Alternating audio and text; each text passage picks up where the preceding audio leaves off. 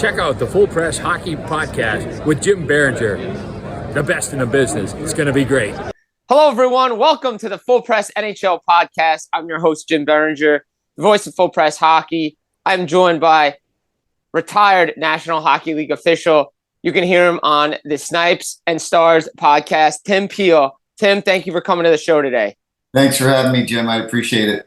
Hey, the Stanley Cup Playoffs are underway, and everybody seems to put the officials in the spotlight this time of year, and they do it all the time in the regular season too, but it seems to be a more glaring and more of a spotlight on you guys during the playoffs. What's the protocol like going into the playoffs for the officials in the NHL? You know, the only thing that's more guaranteed other than death and taxes is complaining about officiating in the playoffs. It is the exact same conversation every year, and I get it. Our fans are so passionate.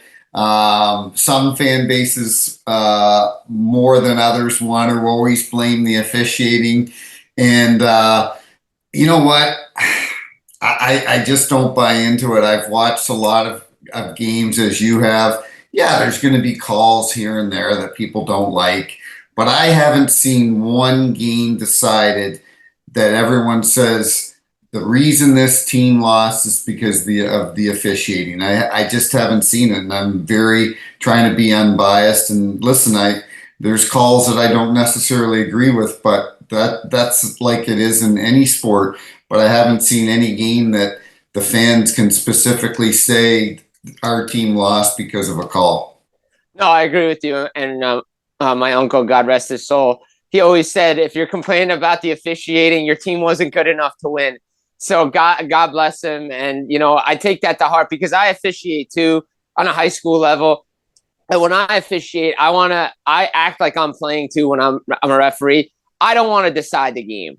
I want them to decide it. And I'm going to let little stuff go that, you know what? Hey, guys, it's the playoffs. A little bumping, little chirping, whatever you guys want to do. You guys decide it. Because I don't want to be the reason that you lost the game. Well, your uncle's smart he was smart because saying that, I heard that all the time from Barry Trotz, from different guys that I really respected a lot in the NHL. Good teams don't complain about the officiating, and that's a very good point that you've made there. So one of the reasons I wanted to have you on was because of what we saw in the Leafs-Bruins series, that Game 3 with Marchand, Bertuzzi. You know, you can say maybe penalties there, but I like the fact that they let them go there. I mean, the bet on the Maple Leafs for just letting Marchand dictate play and getting in your head. You know what? To me personally, there's nothing there. You got to play through it. It's the playoffs, right, Tim? Yeah, no, exactly. And if you watch that play, Bertuzzi, yeah, he gets tripped up, but he also embellishes it too. He jumps forward, he dives forward. I don't have a problem with the officials just letting that go, tit for tat. You know, Bertuzzi was just as guilty as Marchand. And maybe the Leafs, you know, I said today, and it's kind of starting to go viral today. Back in the podcast that I do with Jeremy Roenick, called Snipes and Stripes, I did it back in November when Marchand got tangled up with Liljegren in Boston, and Liljegren, their defenseman, missed several weeks because of that. He left the ice, and not one Toronto Maple Leaf player did anything to Marchand. The captain didn't, Reeves didn't, nobody did anything. And I said it was November 9th, I said, I truly believe that the Toronto Maple Leafs should strip the captaincy from Jonathan Tavares. He is not a leader. He's a very good player. He's been a great player for a long time. Hall of Fame numbers probably, but he is not a leader. He's been with the Leafs now for 6 years. They've only got out of the first round once. His career with the Islanders, Jim, he did nothing with the Islanders, and he is the so-called quasi leader. We've got, I said Brad Marchand will spear you in the face. He may cross-check you in the mouth. He may try to kill you to score a goal, But if the game's on the line and I've got to put money on Brad Marchand or Austin Matthews, I'm putting it on Brad Marchand. And you've been around long enough, that's what it takes to win in the playoffs. Absolutely. I've been watching playoff hockey and watching hockey for a long, long time, played the game. I understand when it gets to playoff time, you got to get to those hard areas. You want those guys on your team that get under guys' skins. I said going into this series, I said, Maple Leafs, they got the better team. They should beat Boston. Boston's a weaker team. I'm like, what have you watched to see that Toronto's going to beat this team? Boston's in their head. Jim Montgomery made the right decision going with Jeremy Swayman. You can't let those guys affect the series because Toronto's already mentally weak as it is as a team when they're in the playoffs. And I agree with you about Tavares. And I've gone back even further when they signed a contract. I didn't think the contract that he got from Toronto, I didn't think Toronto needed to sign him. They had too many holes to fill with defense and goaltending. They could have used that $11 million elsewhere. And if Boston finishes them off Tuesday night, I would hope there would be some changes in Toronto. There's got to be changes. You have to change things up there. You've got the players fighting on the bench. There's not – and listen, Nylander doesn't get a free pass either because what I don't understand, and I've talked to some ex-NHL players about this the last couple of days, the rumor was they came out and said he had migraines. But then if he had migraines, I don't know how you can barely, walk around your house, let alone try to play in an NHL playoff game. So if he had migraines, absolutely. But then when he gets interviewed, they say, how are you feeling? Oh, good. I've been skating for the last 3 days. I feel good. Well, if you've been skating for the last 3 days, how come you haven't been in the lineup? I'm confused by the mixed messages here. And then you've got him and Marner fighting on the bench and him telling Marner this isn't junior hockey. And it's a shit show right now in Boston. And you've got Keefe, who I don't know how this guy, even though Brad Treliving gave him a 3-year deal, before the season started, I don't know how he finishes the last 2 years of his deal because you're down 2 goals at home. It's game 4 of the Stanley Cup playoffs. And in the last 3 minutes, you're putting out Ryan Reeves on the ice and you're down 2 goals. Ryan Reeves is the reason that the first goal was scored because he couldn't get the puck off the sidewall and get it out into the neutral zone. And you're putting Ryan Reeves out in the last 3 minutes of a hockey game, I am double shifting the 2 lines, the first 2 lines. I am double shifting them every chance I get. So I don't understand some of their decisions. Listen, I don't think at the end of the day, everyone was and I was on the same boat a month or 2 ago. I go, I don't think Toronto's D is good enough, but maybe their goaltending. That hasn't been the problem. The problem's been scoring goals. And just I don't see the leadership in that team that I see with other teams. Well, you've been around and you've reffed a lot of playoff games and you see it. Yes, those bottom 6 guys, they're contributors. But you've seen it with the good teams, their star players step up in the playoffs. You've reffed a ton of games in the National Hockey League. You've reffed playoff games, Stanley Cup final games. When the game matters, star players step up and Toronto star players are not stepping up. They're not, and it's this core 4. It's I don't think it's going to be the core 4 going forward. You listen, and it's not Brad Treliving's fault. He's the one this is his first year as a general manager, taking over this team. But I'm sure he's sitting there going, I got to change things up, but I don't know how I'm going to do it because you've got guys making $8, $9, $10 million, $11 million a year. It's tough to find a dance partner when it comes to trying to make a trade like that because not a lot of teams have cap room in order to bring on a contract like that. So it's going to be a big challenge for him in the offseason. The Toronto media and the Toronto fans are going to have an absolute meltdown if this team gets beat tomorrow night.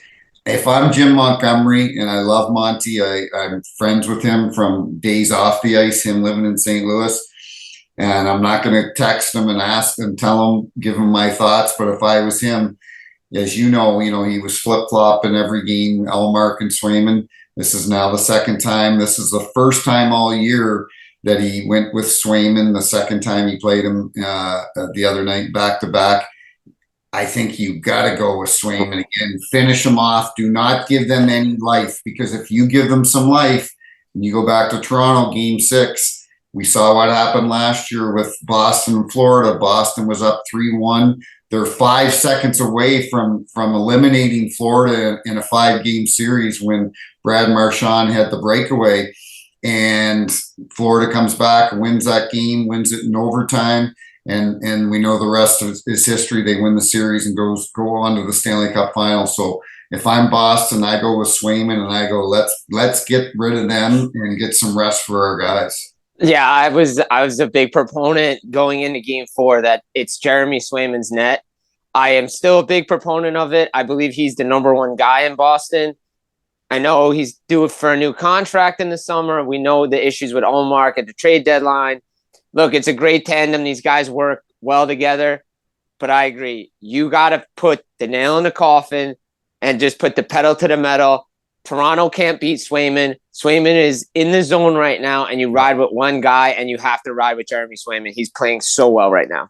Yeah, I agree 100%. I agree. And Boston, I don't think Boston is as good a team as they are last year. And I think that's why a lot of people, you lose Bergeron and Krejci up front, but they've got a solid D. They can roll 4 lines. That's the difference between Toronto and Boston. Pat Maroon, he's my buddy. He's I love Patty. I love him. So good. Slower than molasses, right? But he knows how to play in the playoffs. He knows to get the puck deep. He gets below that goal line. He protects it with his big body, makes smart plays. I just think they're deeper overall than the Toronto Maple Leafs. Yeah, I agree with that 100%. Yesterday, we saw offside challenge yesterday on Sunday's game with, I believe, Colorado-Winnipeg when Winnipeg tied the game. We come to these challenges now, and, it's kind of, I don't want to say slowed the game down, but it's kind of hard when it takes that long. I put out a tweet and I said, if it's going to take this long to figure out if it was offside or not, just keep the call on the ice and let's just keep playing hockey, because sometimes these offside challenges and these challenges take longer than they should. I want to get your thoughts on that. Yeah, no, it's a very valid point, and it's like it, but unfortunately, we're at this stage in sports throughout the world right now where video replay has become so vital and so important, because I think the predominating factor because of this is because of social media. Social media has driven a lot of this, because if a play is missed, if there's a high stick miss, if there's whatever is missed during the game, it's on social media within 2 minutes. Can you imagine if we didn't have video review for offsides and a goal was scored and it was offside? It would run rampant. To your point, it's a very valid point. I wish they had some sort of time limit on it, whether it's 2 minutes, 3 minutes, because when we get into these 4, 5, 6 minute delays, 4 or 5 minutes doesn't sound like that long. But when you're an official on the ice or a player or the fans in the building, that 4 or 5 minutes literally feels like 10, 12 minutes. It's unbelievable. And I think our linesmen, the percentage was 97 or 98% this year on calls correct on the blue line as far as video coaches challenge. Our linesmen are extremely good at calling these offsides and normally getting them right. But it's the old, you're not putting the toothpaste back in the bottle. The genie's been let out, and it's something we have to live with. Is it something that maybe we can adapt or adjust over the next year or two, as far as, like you mentioned, maybe putting a time clock on it? I think it's something that we should look at least. One of the big things for me on the offside is if the entry happens like 30 to 40 seconds before the goal scored, I'm like, this doesn't have any effect on the goal being scored. And I think I've heard that one a lot too. I don't know. What do you think? I agree 1,000% on that. I hate that. the puck goes in, and 30, 40 seconds later they score. They've been cycling in the corner for the last 15, 20 seconds. Puck goes up the sidewall, and then all of a sudden we're taking it back for because the player was a quarter of an inch or a half an inch offside. It sucks the energy out of the building. Like, can you imagine if this was Game 7 of the Stanley Cup Finals and a team has thought they won in overtime and they're clearing the bet, and all of a sudden it gets taken back? That sucks, and it will happen. Yeah, it will. Well, what do we always say? I think somebody would always say, bring up the point with the puck over glass. Imagine if that determined a game in the Stanley Cup Final with the puck over glass. I mean, I'm kind of glad they're reviewing it, because to the point, it's like, all right, guys pressuring you, it goes off a stick, does it hit the glass? Right. That one's so black and white. Everything else is reviewable, but that one was so black and white. I'm kind of glad that they're kind of adopting it somewhat to review little things here and there to it. I agree. I think, but I'm good with where we're at right now. Yeah. Doing things. When I was in the league, the last couple of years, if I called a match penalty or a major penalty for a headshot, I wasn't allowed to review it, and I had to live with it. And people, they go, well, headshots are easy to call. Well, no, they're not. Like, we see the one with Panarin and Kane the other day, or TJ Oshie. And Oshie even said on air yesterday, goes, I don't have a problem with the hit because it got him here. It came up and got him in the head. But in real time, it's really tough to tell whether did he get him in the shoulder first and then get him in the head, or did he pick his head. So I like that we're able to review that, because as an official, you call a 5-minute penalty and then you find out you were wrong, and that team's on the power play or that team's shorthanded for 5 minutes. You want to dig a hole in the ice and crawl under it. Same thing with high stick double minors. We had to live with it. And the worst feeling in the world is, I'm working in New Jersey or Madison Square Garden and I call a double minor, and then the coach of that team says, Tim, it was his own guy that got him. And you're just like, you feel terrible. Like, people don't understand that. Us as officials, we feel terrible. So it's good that the game has adopted video replay for those sorts of things, because we don't want to see a game won or lost because of something like that. So the guys you worked with and the guys now in the league, they're really in favor of video review, helping them out on the ice, because there are some things that they do miss. Yeah, absolutely.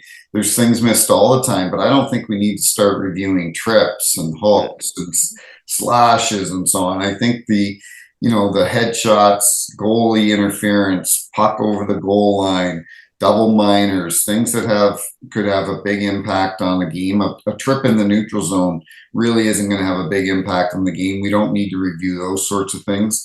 But I think we're at a good place now where, our guys want help. Our guys want to get it right. And at the end of the day, that's all they care about, because when you leave the building and you missed a double minor, or you called a double minor that wasn't a double minor back years ago, that's all they talk about. Well, now we get it right, and the officials can leave the building and nobody's talking about that. That's good. You mentioned goalie interference. It feels like that's also a hot topic when it comes to review as well.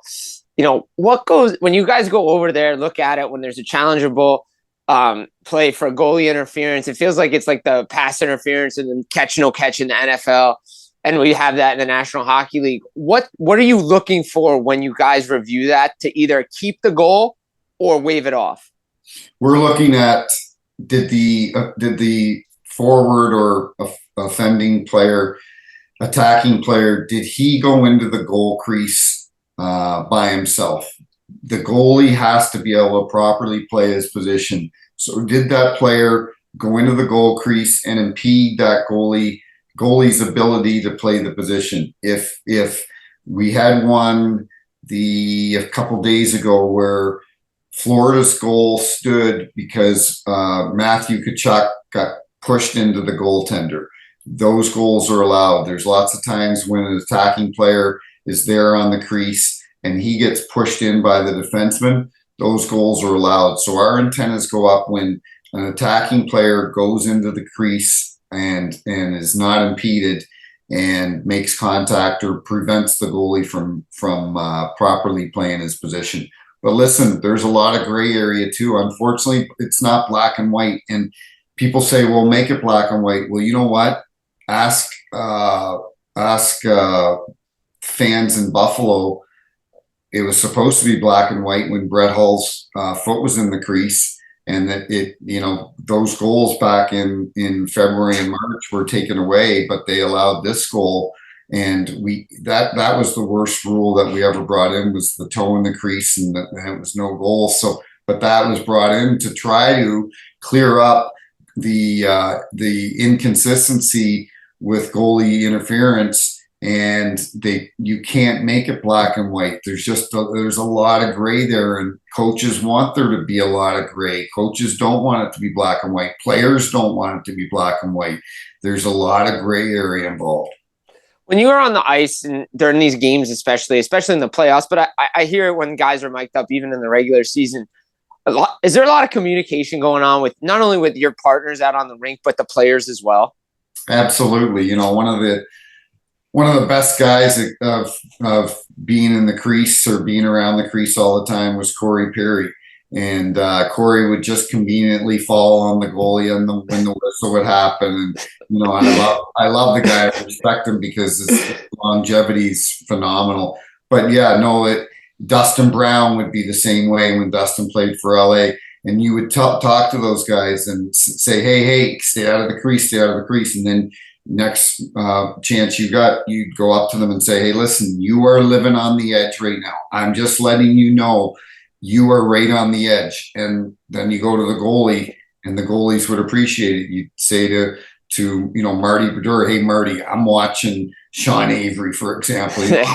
I'm watching him. I've got your back. I'll cover the crease. I'll protect you. And the goalies would be like, thanks a lot, PLZ. I appreciate that. So there's the best refs are guys that communicate, such as Kelly Sutherland, Wes McCauley, Chris Rooney, Dan O'Rourke. These guys, that's why they are probably our top officials, because they know how to communicate with the players and the coaches. One more officiating question before we dive into some of the other series around the league. When it comes to the Stanley Cup playoffs, is there a process you guys have to go through, like during the regular season, on who gets picked to do these playoff games? Yeah, no, that's a great question. So there's 34 referees, and they take 20 of them to the playoffs. So throughout the year, you were graded on every game that you officiate. And you either have a supervisor in-house at the game, or somebody's watching it in Toronto out of the situation room. So every game you ref throughout the season is supervised. And then in January, you get what you call a mid-season report, and it tells you, hey, that you're doing this, and this well, but I need you to improve on the hooking standard, the slashing standard. I need you to improve in these areas. And so then what happens at the end of the season, Stephen Walcom will have a meeting with all his supervisors. There's approximately 8 of them now in the NHL, and they'll sit down and they will grade everybody, all 34 refs. And, the first probably 10 or 12 are pretty consistent. We know, and then the last 6 or 8, okay, who's working well? You know what? I've seen this guy work in the last 2 months. He's really working well. Yeah, I know he's never got playoffs, but I really think he deserves a shot. And then someone says, and then this guy that's been working playoffs the last couple of years, I've seen him a lot the last few weeks. He's really struggling. And so they'll take guys that have been in the playoffs, and they'll put them on the bench, and guys that have never worked the playoffs, they'll move them in. So, and then after the first round, then the big cut, the big cut comes. They go from 20 to 12. They cut 8 guys after the first round. So just like we go from 16 teams to 8 teams in the playoffs, as far as officials, we go from 20 to 12. And you want to be that one of those 12 guys for a couple of reasons. One is pride factor, because you want to be considered one of the best refs in the league amongst your peers and your bosses. And the other reason is you get a playoff bonus per round. So you get a playoff bonus in round 1, 2, 3, and 4. So guys can make a lot of extra money in the playoffs. And I remember being in the building in 2012 for the Stanley Cup final, and I was standing next to an official. They always have extra guys in the building, correct? Just in case somebody gets hurt, especially that time of year. Correct. Always in the playoffs, we have standby linesmen, standby referees. Very rare do we have that in the regular season because of the number of games going every night, and logistically, it's just impossible to have a standby official at all the games. It's important for us to have standby officials because I worked a couple games where guys either got injured or they became sick before the game, and I had to go out and referee it by myself. And it's extremely difficult in a one-man system now. Someone was asking me the other day, well, how come we can't go back to the one-man system? I said, well, first of all, when we had the one referee system, you had the red line in for an offside pass, so a defenseman could pass it, but as far as he could pass it from his end would be inside his red line. Well, now, so a referee could have the opportunity to catch up to the play, but now without the red line, he can fire it from the goal line all the ways up to the far blue line. So it's just physically, it's impossible for the guys to keep up. Yeah, no, I understand that. And like we said off the top, the standard doesn't change. It's the playoffs, and you have to fight through these things. Correct, Tim? Yeah, absolutely. And speaking of fighting through, you mentioned Corey Perry before. I love what he's brought to the Edmonton Oilers. They have a different feel this year. I don't know what about you, but I feel like the addition of Corey Perry has really given this team an edge. Yeah, Corey Perry, Connor, I think it's Connor Carrick, I picked up from Anaheim. Yeah. Adam Henrique was a good pickup. Their bottom six wasn't very good in the last couple of years, and now their bottom six is very good. Good enough that Evander Kane has played a lot on the third line during this season, but he as you've seen in the last couple games, he's been up on the second line, a few shifts even on the first line because he brings that physical dimension that you need in the playoffs. And I happened to talk to Evander a couple days ago, and I said, how's the feeling there right now? And he says, Timmy, we feel this year, we feel like this is a team for the first time in the last 2-3 years, that this is a team that we can really make a run at the Stanley Cup, So it's going to be interesting because I'll be honest, after game one, I thought Winnipeg looked fantastic. And all of a sudden Colorado rattled off 3 in a row. They look like they're going to take out Winnipeg. It certainly looks like Edmonton's going to take out LA. Dallas, I could see that going 7 games. Even though they lost the first 2 at home, Dallas is a very good hockey club. And it's going to be really interesting. The playoffs are the best time of year. I love the playoffs. I mean, look, I was kind of shocked that Florida and Tampa it's 3-1 Florida because I just expected, I guess, different. But when you have goalies making saves the way they're making saves in the playoffs, I mean, series-changing save by Bobrovsky. He's up for the Vezina. There's a reason for that. Freddie Anderson in Carolina made 2 in Game 3. I mean, and then what we saw in Music City in Nashville on Sunday. I mean, up 3-2 open net, and then you lose in overtime. That changes the series too. Up 3-1, and with 2 minutes and 45 seconds to go, and Colton Sissons hits the post. They're already getting on the plane. They're going to be going 2-2 back to Vancouver, and all of a sudden Brock Besser scores with 8 seconds to go, and then I sent a message to Rick Tocchet today. I said, you probably need to put a ski mask on because these guys stole that game from Nashville yesterday. They're playing their third string goalie in Artur Silvas. Yeah. There's no way that they should have won that game, but credit to them. It's that I felt bad because I really like Ryan O'Reilly. I like the Nashville organization. They've got great fans there, and I wanted to go a 6-7 game series, and it still might, but that was a huge win for Vancouver yesterday. Oh, huge win for them for sure. And then obviously the Rangers take care of business as they should against Washington. I think just Washington, to be honest, just ran out of gas. They get in, they had some help, you get in, and then, again, We saw it with Toronto, Boston. Maybe Rempe's in their head. Maybe Tom Wilson's not playing his game. But Rangers take care of business the way they should supposed to take care of business. I really think, Jim, I think Detroit or Pittsburgh would have given the Rangers a better run. I don't think we would have seen a sweep with either one of those teams. Think about this. Washington is the only team to make the playoffs that had a minus goal differential.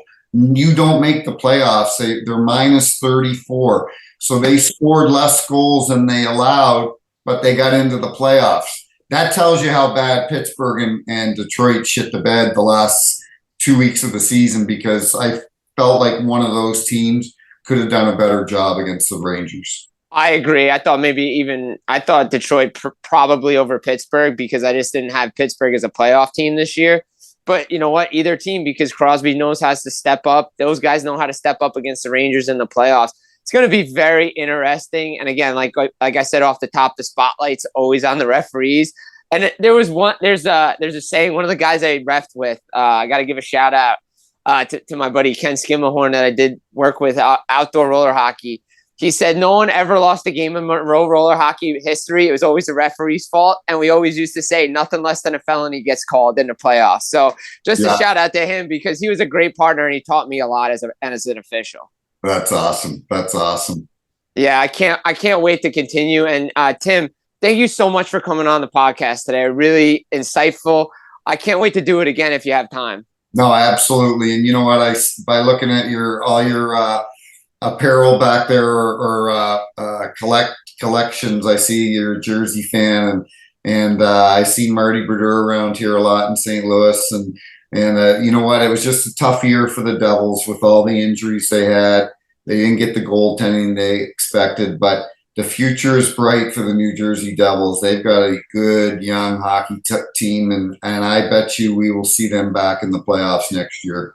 I agree with that. I think so. They just got to get the coach right. And, real quick before we get out of here, your thoughts if they do it, Craig Berube in New Jersey as a coach? I think Craig Berube anywhere would be a good addition for that team. It'll be interesting to see what Tommy Fitzgerald, what he's got in mind. I think it was time to move on from Lindy and get some new blood in there. It just depends what type of coach they're looking for.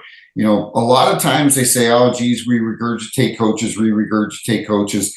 Well, the reason they do that is, and coaches will tell you this, they learn from every job that they had why they didn't succeed, why they eventually got fired, and they try to change things. So they all of a sudden just don't become a bad coach. It's Craig Berube all of a sudden didn't become a bad coach in here. It was guys like Jordan Kyrou that weren't listening to him and buying into a system. So it'll be interesting to see. We had another coach today, Dave Haxtell, fired from Seattle. There's a lot of job openings right now. Ottawa's open.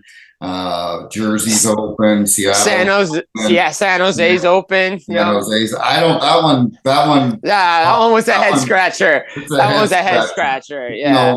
And especially Mike Greer is a BU alum along with David Quinn, and there's a reason that you could have had Scotty Bowman coaching that team this year, and they were probably still going to finish in last place. So there's probably something there behind the scenes that more to the story than we know, but there's lots of job openings. So it's a good time to be an unemployed coach in the NHL right now, because you're a good chance you're going to get hired before the season. Absolutely, Tim. Absolutely. I totally agree with you. Tim Peel, retired NHL official. Get him on the Snipes and Stripes podcast with Jeremy Roenick. Their new episode is out. I just saw a clip today, what you were talking about before on a podcast. Great podcast. So guys, check that out. But again, Tim Peel, thank you so much for joining Full Press NHL podcast today. Thanks, Jim. I appreciate you having me on. Hey, absolutely. Anytime. Guys, get this Full Press NHL podcast up on Full Press Hockey on YouTube, iTunes, Spotify, wherever you get your podcast. Take care and enjoy the Stanley Cup playoffs. Barry Trotz, Nashville Predators, making sure you're listening to Full Press Hockey Podcast.